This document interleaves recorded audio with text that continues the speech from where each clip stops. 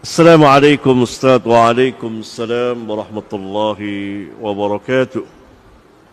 Bagaimanakah kita mengetahui bahawa pemahaman Ustaz tersebut menyimpang, padahal yang kita tahu dia atau Ustaz tersebut mengkaji Al-Quran dan Sunnah? Ikhwan, sekarang ini jarang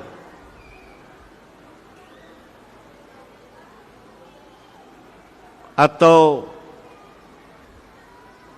sedikit sekali yang berbicara mengenai manhaj, sehingga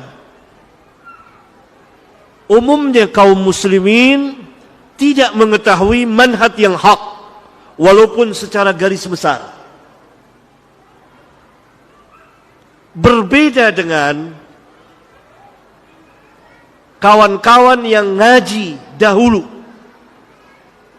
di sekitar tahun 80-an dan 90-an. Itu setiap hari dicekoki, tahu nggak dicekoki? Dengan manhaj yang hak. Sehingga walaupun dia awam, tetapi secara garis besar dia paham.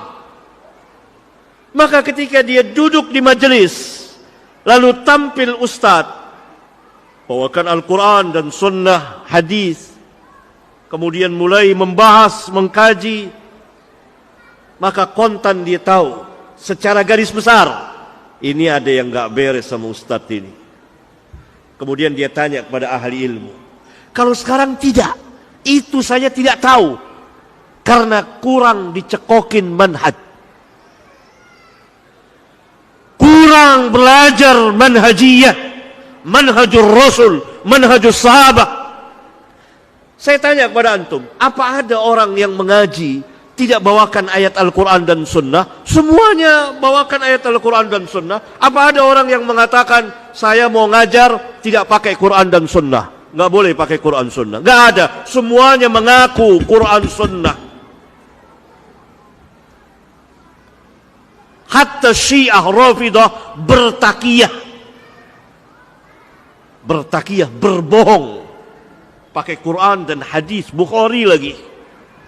Ntar dia tolak Bukhari, ntar dia terima, begitulah.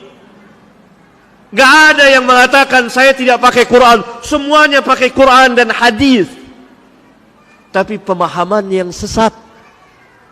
Maka penanya duduk di majelis ahli ilmu yang telah ma'ruf, yang dikenal oleh ahli ilmu, bukan orang dikenal di YouTube.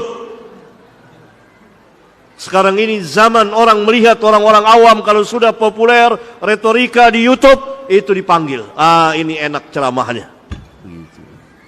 Tapi sesat dan menyesatkan, walaupun atas nama sunnah. Hati-hati. Tanya kepada ahli ilmu, duduk di majelis ahli ilmu, karena orang yang berilmu itu harus ma'ruf, dikenal oleh ahli ilmu.